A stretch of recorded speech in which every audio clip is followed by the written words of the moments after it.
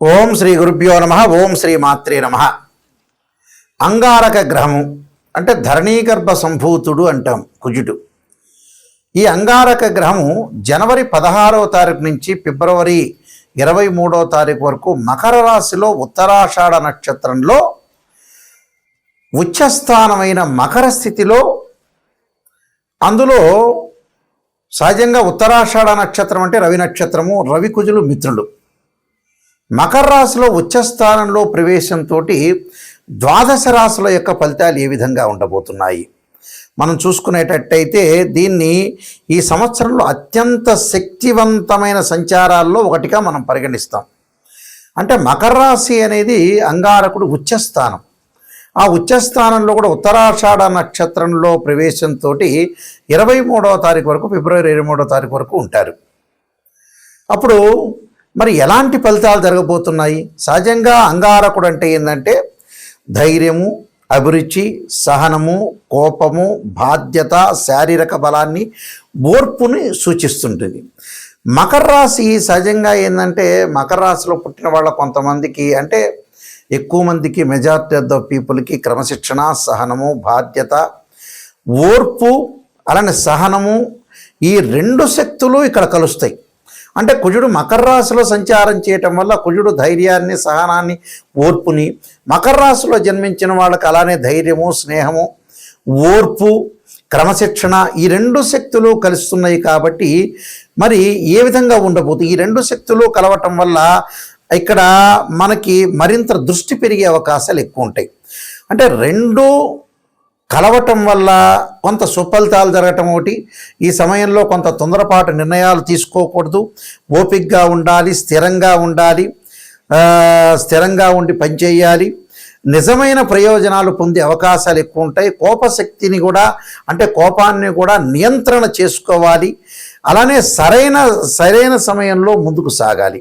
అంటే సరైన ప్రయాణం చేయాలి, సరైన విషయాలు, సరైన నిర్ణయాలు తీసుకోవటం చాలా ఇంపార్టెంట్. అంటే ఈ సంచార సమయంలో దీర్ఘకాలికమైన ప్రయోజనాలు, విజయాలు కలిగే అవకాశాలు ఖచ్చితంగా ఉంటాయి. కాబట్టి మనం ఎలాంటి నిర్ణయాలు తీసుకోవాలి, అంగారకుడి యొక్క ప్రభావం ఏ విధంగా ఉండబోతుంది, ఇవన్నీ కూడా గోచారరీత్యా చెప్పబడే ఫలితాలు. అంటే పదే పదే నేను చెబుతున్నాను, చాలా జాగ్రత్తగా వినండి. ఎప్పుడు కూడా బర్త్ చార్ట్ వేరు, గోచారం వేరు. అంటే ఏమిటి గురువు గారు, నాయకంటి గారు గోచారం గురించి చెబుతున్నారంటే, ఆవగింజంతైనా అదృష్టం ఉండాలి. ఎంత కృషి చేసినా కూడా కొంత అదృష్టం అనేది వితిన్ సెకండ్లో వచ్చేదే గోచారం. Point number 1. పాయింట్ నెంబర్ 2 ఏమిటి? Birth chart. బర్త్ చార్ట్ అంటే ఏంటంటే జన్మలగ్నాన్ని నుండి మనం లెక్క వేస్తుంటాం. జన్మలగ్నం నుంచి ద్వాదశ భావాలు ఏ విధంగా ఉన్నాయి. ద్వాదశ భావాలు అంటే తనుభావము, ధనభావము, ద్వితీయ భావం అంటారు, తృతీయ భావం సోదర భావం, చతుర్థ భావం మాతృభావం, గృహము, వాహనాలకు సంబంధించిన భావం, 5వ భావం అంటారు, పంచమ భావం అంటారు, దాన్ని సంతాన భావం అంటారు. అలానే సంతానం కలగటం ఎలాగుంటుంది, అలానే సంతాన భావం తర్వాత 6వ భావం శత్రువులు, రోగాలు, రుణాలు, 7వ భావం కళత్ర భావం అంటారు. కళత్ర భావం అంటే వివాహము, 8వ భావం ఆయుష్ భావం అంటారు. ఆడవాళ్ళకు వచ్చేటప్పటికలా మాంగళికి సంబంధించిన భావం అంటారు. అంటే భర్త యొక్క క్యారెక్టర్ని అనాలిసిస్ చేసే భావం అంటారు. అలానే మనకి 9వ భావం భాగ్యభావం అంటారు. భాగ్యం ఎలా కలుగుతుంది, ఫైనాన్షియల్ పరంగా ఇంక్రీజ్ ఎలా అవుతారు. అలానే 10వ భావం అంటారు, అంటే వృత్తి సంబంధించిన భావం అంటారు. ఆ వృత్తి భావం ఏ విధంగా ఉండబోతుంది, ప్రొఫెషనల్ పరంగా వృత్తి, ఉద్యోగ, వ్యాపార రంగాలు ఎలా ఉండబోతుంది. 11వ భావం లాభభావం అంటారు, లాభం ఎలా కలుగుతుంది. వ్యయభావం అంటారు, ఖర్చులు, ప్రేమ, ఇవన్నీ తెలిసేదే వ్యయభావం అంటారు. కాబట్టి ఇవన్నీ కూడా గోచారరీత్యా తెలుస్తాయి. గోచారరీత్యా ఎప్పుడు కూడా రాశిచక్రము, భావచక్రము, నవాంశము, అలానే ఏదైతే ద్వాదశాంశము, త్రింశాంశము, దశమాంశము, అంటే D16 చార్ట్స్ని మనం అనాలిసిస్ చేయాలి. అంటే హోరా చార్టు, అలా రాశి చార్టు, భావచక్రము, ఏదైతే మనకి కుండల్లో 16 లగ్న కుండళ్ళు ఉంటాయి, ఆ 16 లగ్న కుండల్లో మనం అంతా కూడా అనాలిసిస్ చేయాలి. అంటే సప్తాంశ చక్రాల దగ్గర నుంచి, నవాంశం దగ్గర నుంచి, దశమాంశం, ద్వాదశాంశం, త్రింశాంశం, షోడశాంశం, కవేదాంశము, అక్షవేదాంశాలని చక్రాలు 16 చక్రాలు ఉంటాయి. 16 చక్రాలని ఒక కాంబినేషన్ చూసుకొని జాతకాన్ని మనం అనాలిసిస్ చేస్తాం. అలా జాతకాన్ని అనాలిసిస్ చేస్తేనే అది బర్త్ చార్ట్ అంటారు. బర్త్ చార్ట్ అంటే ఒక చెట్టుకి వేళ్ళు ఉన్నది బర్త్ చార్ట్, వేళ్ళు ఉంటాయి, ఆ వేళ్ళే బర్త్ చార్ట్. ఒక చెట్టు ఉంటుంది, ఆ చెట్టుకు వేళ్ళు ఉంటాయి, వేళ్ళకు కాండం ఉంటుంది, కాండకు కొమ్మలు ఉంటాయి, ఆ కొమ్మలకు ఆకులు ఉంటాయి, ఆ ఆకులు రాలిపోతూ ఉంటాయి. ఆకులు ఎప్పుడు వస్తాయి? రైన్ సీజన్లో వస్తాయి, వింటర్ సీజన్లో అలా ఉంటాయి, సమ్మర్ సీజన్లో కింద పడిపోతుంటాయి. ఆకులు కింద పడడాన్ని గోచారం అంటారు. అంటే గోచారం అంటే ఏంటంటే గ్రహాలు మార్పులు ఎక్కువగా జరుగుతుంది. బర్త్ చార్ట్ అంటే ఏంటంటే కాన్స్టెంట్గా ఆ గ్రహాలు అక్కడ ఉంటాయి, దశలు అంతర్దశలు 16 లగ్న కుండల్ని మనం అనాలిసిస్ చేస్తే బర్త్ చార్ట్ అనేది చాలా మోస్ట్ ఇంపార్టెంట్. బర్త్ చార్ట్ 80%, గోచారం ఎప్పుడు కూడా 20% రిజల్ట్స్ ఇచ్చే అవకాశం ఉంటుంది. కేవలం బర్త్ చార్ట్ చాలా మోస్ట్ ఇంపార్టెంట్. అలానే గోచారం అంటే ట్రాన్సిట్ సిస్టమ్ అంటారు. ట్రాన్సిట్ సిస్టమ్ ఎప్పుడు కూడా మనకి 20% సపోర్ట్ చేస్తుంటుంది. ఆ సపోర్ట్ ఎంతవరకు ఉంటుందో మనం తెలుసుకోవటమే చాలా మోస్ట్ ఇంపార్టెంట్. ఈ అంగారగ్రహం ద్వాదశ రాశుల వాళ్ళకి ఎలాంటి ఫలితాలు జరగబోతున్నాయో మనం ఒక్కసారి పరిశీలన చేద్దాం. కర్కాటక రాశి వారికి అంగారకుడి యొక్క ఫలితం ఏ విధంగా ఉందో తెలుసుకుందాం. దశమాధిపతి పంచమాధిపతి అయిన కుజుడు సప్తమంలో ఉండటం వల్ల భార్యాభర్తల మధ్యలో గొడవలు రాకుండా, చిలికి గాలివాన్ రాకుండా, వైఫ్ అండ్ హస్బెండ్ రిలేషన్ ఎప్పుడూ కూడా లాంగ్ రన్లో ట్రావెల్ చేయాల్సిన అవసరం ఉంటుంది. కాబట్టి భార్యాభర్తల మధ్యలో అర్థం చేసుకునే అవకాశం అనేది ఎక్కువగా ఉండాలి. చాలామంది కూడా ఈ మధ్యన చదువుకుంటున్నామండి, మేము ఐఐటీలో ఎంటెక్ చేసామండి, ఎంఎస్ చేసామండి అని చెప్పిన వ్యక్తులు కూడా అసలు చదువుకి ప్రాపంచిక జ్ఞానానికి ఎప్పుడు కూడా సంబంధం లేదండి. ఎంత చదువు చదివినా కూడా మొండితనం ఉంటుంది, గొడవలు ఉంటాయి, తగాదలు ఉంటాయి. చదువు లేనివాడికి ఉంటాయి, ఉన్నవాడికి ఉంటాయి. చదువు లేనివాడు మంచివాడు ఉన్నాడు, చదువు ఉన్నవాడు మంచివాడు కూడా ఉన్నాడు. కాబట్టి ఆ ప్రాపంచిక జ్ఞానము బాహ్య ప్రపంచంలో ఉండే విషయాన్ని మనం తెలుసుకొని ఏది తప్పు ఏది రైటు, శ్రేయ లోపం మెరుగుట పెద్ద విద్య, లోపం మెరిగిన వాడే పూర్ణుడవుతాడు అనే పాయింట్ మీద విశ్లేషణ చేసుకోవాలి మీరు. అయితే ఇక్కడ కుజుడి యొక్క ప్రభావం ఏంటి? Come to the point. బంధుమిత్రులతో గొడవలు రాకుండా స్నేహబంధంతో ఉండండి.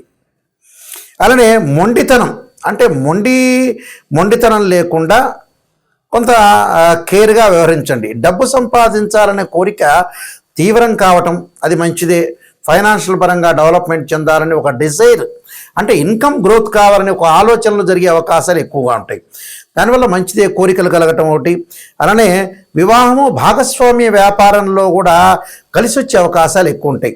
అంటే వివాహం కలిసి రావటం, మనం అనుకున్న వాళ్ళని వివాహం చేసుకోవటం, ప్రేమ వివాహాలు ఫలించే అవకాశాలు, శుభకార్యక్రమాల నిర్వహణ, అలానే ఏదైతే సుసంపన్నమైన కుటుంబం నుంచి అబ్బాయి కానీ అమ్మాయి కానీ వచ్చే అవకాశాలు ఎక్కువ ఉంటాయి. కెరీర్లో ఎదుగుదల అంటే డెవలప్మెంట్ అంటే ఉన్నత విద్యలో కానీ పోటీ పరీక్షల్లో కానీ ఉత్తీర్ణత సాధించే అవకాశాలు ఎక్కువ ఉంటాయి. ఉద్యోగంలో కూడా ప్రమోషన్లు సాధించే అవకాశాలు ఎక్కువ ఉంటాయి. అవగాహన వినయము చాలా అవసరము. మానసికంగా వీళ్ళకి సంఘర్షణకి దారి తీయకుండా ఉండటం మంచిది.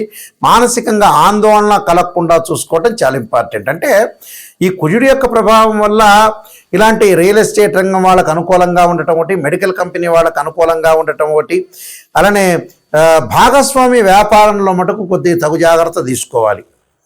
ఎందుకంటే డిస్ప్యూట్స్ రాకుండా, ఉన్న జీవితాన్ని చెడగొట్టుకోకుండా కొద్దిగా కేర్గా ఉండటం చాలా మంచిది. వీళ్ళు తప్పకుండా సంఘర్షణకు గురి కాకుండా కొద్దిగా సహనంగా ప్రవర్తించడం వల్ల మంచి జరిగే అవకాశాలు ఎక్కువ ఉంటాయి. వీళ్ళు తప్పకుండా సూర్యనారాయణ స్వామిని ఆరాధన చేయటం అంటే సూర్యుని ఆరాధన చేయాలి, అంగారకుణ్ణి ఆరాధన చేయాలి. అంటే ఆదిత్యాయ సోమాయ మంగళాయచ బుధాయచ గురు శుక్ర శని భెచ్చ రాహవే కేతువే అనే నవగ్రహాల యొక్క ప్రదర్శన చేయటం, అలానే సూర్యుడు సంబంధించిన మంత్రాలు చదువుకోవటం, ఆదిత్యాయుధే సహస్రకిరణాయ ధీమే తన్నో సూర్య ప్రచోదయాత్ అనే మంత్రాన్ని చక్కగా చదువుకొని ముందుకెళ్తే మనకు మంచి జరిగే అవకాశాలు ఉంటాయి. సూర్య నమస్కారాలు కూడా చాలా ఇంపార్టెంట్. మనకి కుజుడు యొక్క ప్రభావం అనేది చాలా మోస్ట్ ఇంపార్టెంట్. కుజగ్రహం అనేది మనకి జాతకంలో అనుకూలంగా లేకపోతే అంటే గోచారరీత్యా సహజంగా వాళ్ళ రాశి దగ్గర నుంచి 3, 6, 11 స్థానాల్లో ఉంటే సుఫలితాన్ని ఇస్తాడు. మిగతావి మిశ్రమైన ఫలితాలు ఉంటాయి, మిగతావి చెడు ఫలితాలు ఉంటాయి. ఇది గోచారం.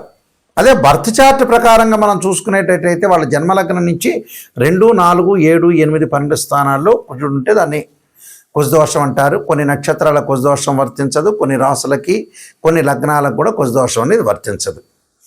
అయితే ఇక్కడ అంగారక గ్రహం యొక్క ప్రభావం ఏ విధంగా ఉంటుంది, దాని నివారణ ఎలా చేసుకోవాలంటే సహజంగా అంగారకుడి యొక్క హోమము, అంగారకాగ్నే శక్తి అస్తాయి ధీమే తన్నో భౌమ ప్రచోదయాత్ అనే మంత్రాన్ని, తత్పురుషా విద్యే మహాసేనాయ ధీమే తన్నో షణ్ముఖ ప్రచోదయాత్ అనే మంత్రాన్ని చక్కగా చదువుకోవాలి.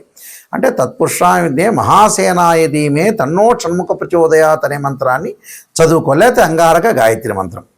ఇక సహజంగా అందరికీ తెలిసింది ఏంటంటే ధరణీగర్భ సంభూతం విద్యుత్కాంతి సమప్రభం కుమారశక్తి అస్తంచ మంగళం ప్రణమామ్యం.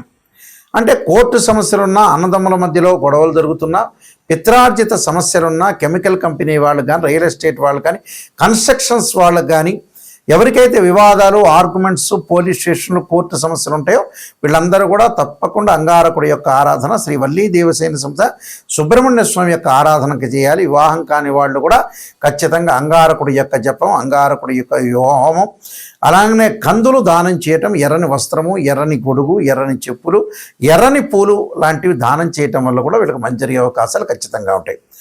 నిజంగా ఎవరైనా సరే జాతకాన్ని తెలుసుకునే వాళ్ళు నెగిటివ్ అయినా పాజిటివ్ అయినా తెలుసుకోవాలి. చాలామంది కూడా ఈ మధ్యకాలంలో ప్రతి సంవత్సరం కూడా బాగానే ఉందండి గురువు గారండి, ఈ సంవత్సరం బాగుంటుంది, వచ్చే సంవత్సరం బాగుంటుంది, గురువుల దగ్గరికి వెళ్ళంగానే ప్రతి వాళ్ళు అలా చెబుతూ ఉన్నారు ఈ మధ్యకాలంలో.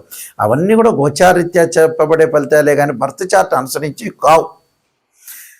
అందువల్ల మా దగ్గర ఎవరైతే జాతకాన్ని మనం కన్సల్ట్ చేస్తారో వాళ్ళకి నెగిటివ్ అయినా పాజిటివ్ అయినా తెలుసుకునే వాళ్ళు మాత్రమే నా దగ్గర ఫోన్ చేయండి.